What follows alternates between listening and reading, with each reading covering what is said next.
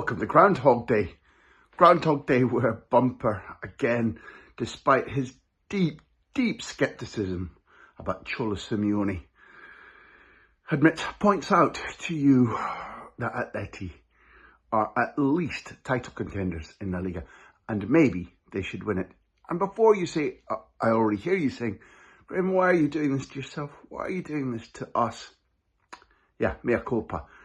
I still think that Tinkering Diego, Jumpy Diego, the man who sets out a playing philosophy and strategy all week at the Majadahonda training ground, and then in the morning of a match wakes up, and because the sun is in Uranus or whatever it is, he's obsessed by star signs, rips up the playbook, tells his players we're doing it completely differently. It's a new 11, there's a new strategy, it's 5 at the back or 3 at the back or 4 at the back or 4 in the middle, and confuses the hell out of his players. Yet I'm still saying they have the best squad in Spain by a distance, arguably the best squad in Europe.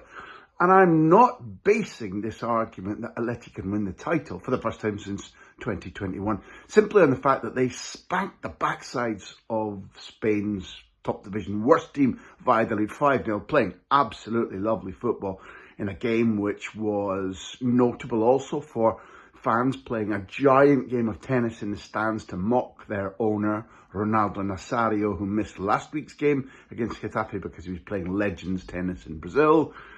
It also saw the end for Paulo Pazzolano, the Valladolid coach, and not before time. His players performed as if they wanted him out at half-time, never mind after the match. It's not a well-built squad. Valladolid are going down. Atleti were champagne in their football. 5 different scorers. But the premise for Atleti to win the title is based on a wider range of ideas. This morning, as you're looking at our video, and thanks for being here again, I enjoy this little moment that we have. Don't tell anybody else about it. They're 2 points off Barcelona, 1 point off Real Madrid, sitting cosily in third with a game in the league left against Real Madrid, I think in February. 2 matches left against leaders Barcelona. But here's the thing. Both those of the duopoly, the hegemony, Barca and Real Madrid, are really unstable, really unpredictable at the moment. Barca, built on youngsters and super veterans, apparently can't win without Lamine Yamal. In the league, that's 4 matches where they've started without him. They've taken 1 point. Defeat against Las Palmas up on the Olympic Hill on Saturday was really embarrassing. Totally merited defeat. We'll come back to them later.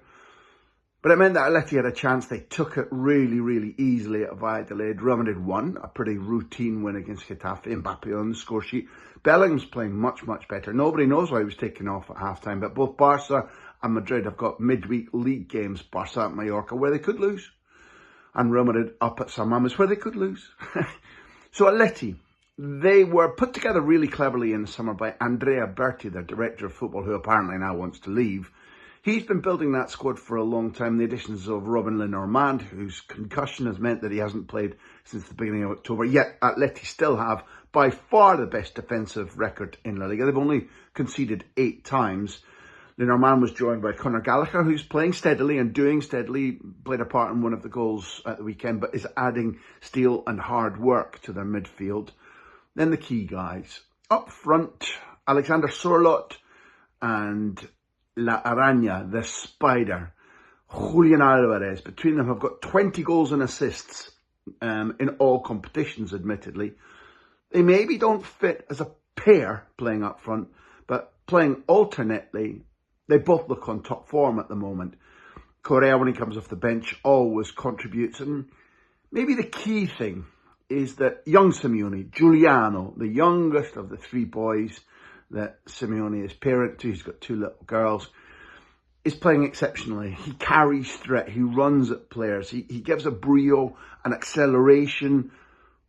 He's a transformative football for Atleti, and he's actually at the moment exactly the opposite of his dad, the coach, in that it's way, it's gung-ho, it's let's get after them, lads, instead of, oh, what would happen if, oh, it doesn't suit you, sir, oh, we better not do this, and now they're 1-0 up after 10 minutes, let's go 7 at the back.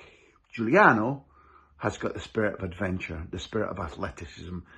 He's making a difference. Atleti are playing beautifully. 11 goals scored. I didn't do this video earlier in the season because I thought Cholo will mess it up. And when they won once in 8 games between August and October in all competitions, I thought, judge that well, G, judge that well. But Atleti, slowly, are changing my mind. I tipped them before, hence the groundhog reference, and Cholo's messed it up. This time, I think they're serious contenders.